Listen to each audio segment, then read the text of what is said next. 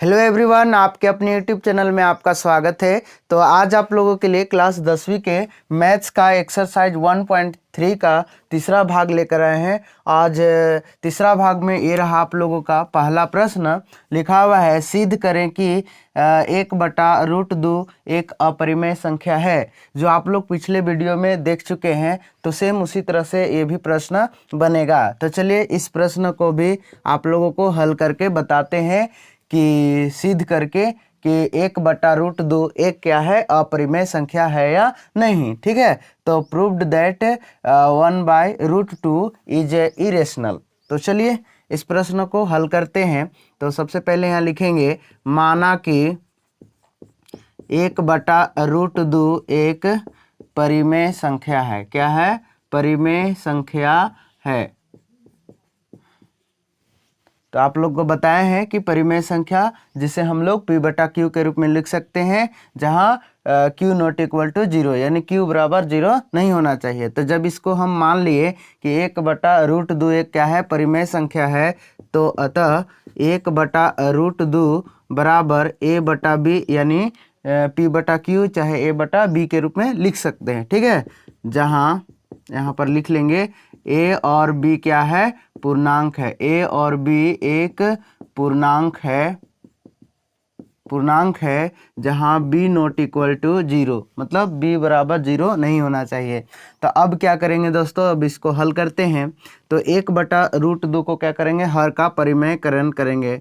हर का परिमेयकरण के मतलब होता है कि वैसे संख्या गुना करना वैसे हर संख्या से कि उसकी मान नहीं बदले, अंश और हर में। ठीक है, तो जैसे देखिए 1/√2 गुने √2/√2। तो हर का परिमेयकरण में हर के अनुसार गुना करना है। तो हर में यहाँ पर √2 है, तो √2 अंश में भी गुना कीजिए और हर में भी, तो इसका मान नहीं बदलेगा, सेम वही रहेगा। जैसे देखिए √2 क्या करेंगे, डिवाइड कर देंगे, तो बचेगा क्या, 1/√2 ही बचेगा ना। तो 1/√2 गुने √2/√2 हो गया, और a/b इस तरह से लिखेंगे। अब इसको हल करेंगे तो क्या हो जाएगा, 1 से √2 में, तो √2 और √2 अगर गुना करेंगे तो कितना हो जाएगा, √4 होता है ना। तो √4 का वर्गमूल कितना होता है, 2, यानी रूट हट जाता है। ठीक है, तो √2/2 बराबर क्या हो जाएगा, a/b। a/b हो गया। तो अब यहाँ पर लिखेंगे, एक क्रॉस मल्टीप्लाई करेंगे, तो इसको गुना करते हैं, इसको छोड़ देते हैं। ठीक है ना, तो यहाँ पर लिखेंगे हम लोग √2 बराबर 2a से गुना होगा, तो 2a/b इस तरह से होगा ना। तो अब यहाँ पर देखिए a और b क्या है, पूर्णांक है। चूंकि a और b एक पूर्णांक है। ठीक है ना, a और b एक पूर्णांक है। चूंकि a और b जब पूर्णांक है, तो इसलिए जब पूर्णांक होगा तो 2a/b एक परिमेय संख्या है। एक परिमेय संख्या है, समझ में आ रहा है ना। 2a/b एक क्या है, परिमेय संख्या है। तो अर्थात √2 एक परिमेय संख्या है। परिमेय संख्या है, तो क्या होगा, क्योंकि ये दोनों क्या है, बराबर है। ठीक है ना, √2 बराबर 2a/b। ठीक है, तो 2a/b एक क्या है, परिमेय संख्या है। तो जब ये परिमेय संख्या है, तो √2 भी क्या होगा, परिमेय संख्या होगा ना। ठीक है, तो ये परंतु इसे पता चलता है कि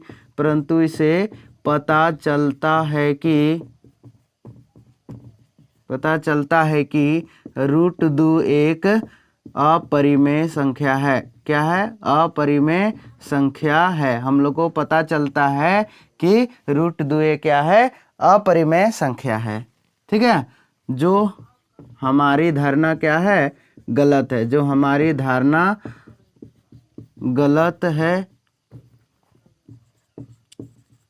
ठीक है ना, जो हमारी धारणा क्या है, गलत है, मतलब विरोधाभास है।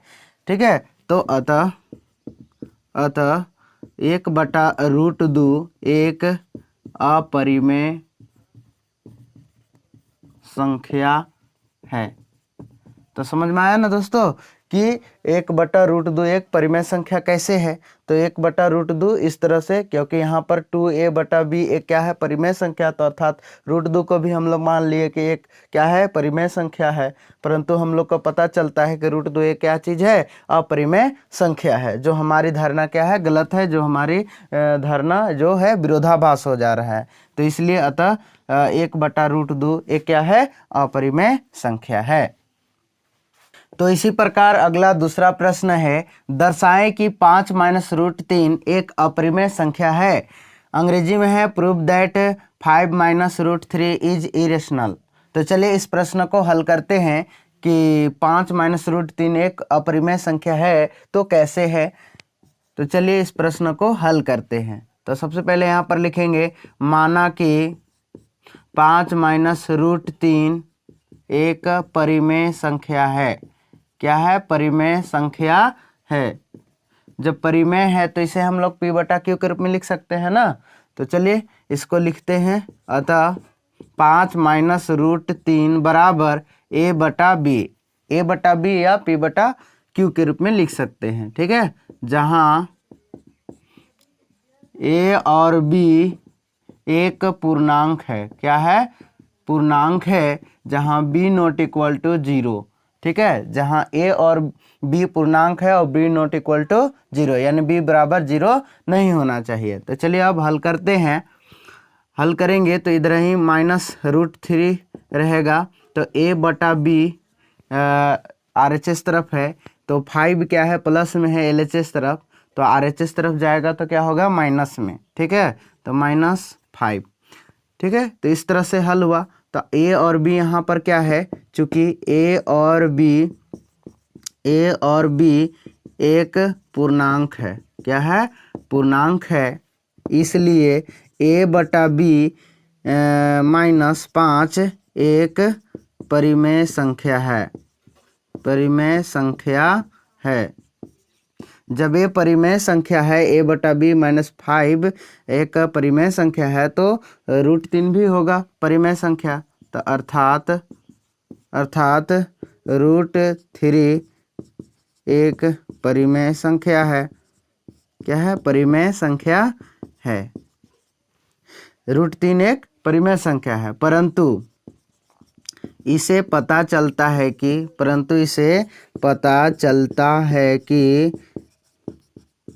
√3 क्या है, अपरिमेय संख्या है। √3 क्या है, अपरिमेय संख्या है। ठीक है ना। जब ये अपरिमेय है, जो अपरिमेय है, तो हमारी धारणा क्या है, विरोधाभास है, यानी गलत है। जो हमारी धारणा गलत है। ठीक है, जब हमारी धारणा गलत है तो अतः 5 - √3 एक क्या होगा, अपरिमेय संख्या होगा। ठीक है, अपरिमेय संख्या है। तो इस तरह से ऐसे प्रश्नों को आप लोग हल कर सकते हैं। ठीक है ना। तो यहाँ पर समझ सकते हैं कि जब इस तरह से किए तो a और b एक का है पूर्णांक है, जहाँ पर a/b -5 एक का हो जाएगा, परिमेय संख्या हो जाएगा। तो इसके अनुसार a जब बराबर है √3 बराबर a/b -5 है, तो इसके अनुसार जब ये परिमेय है तो ये भी तो परिमेय होगा √3। ठीक है, परंतु इसे हम लोग को पता चलता है कि √3 एक क्या चीज़ है, अपरिमेय संख्या है। जो हमारी धारणा क्या है, गलत है या विरोधाभास है। तो जब गलत है तो 5 - √3 ये क्या है, अपरिमेय संख्या है। तो ठीक है दोस्तों, बस इतना ही। फिर इसी तरह से अगले वीडियो में मिलेंगे। अगर ये वीडियो आप लोगों को अच्छा लगे तो ज़रूर लाइक कीजिए और अपने दोस्तों के पास शेयर कीजिए। धन्यवाद।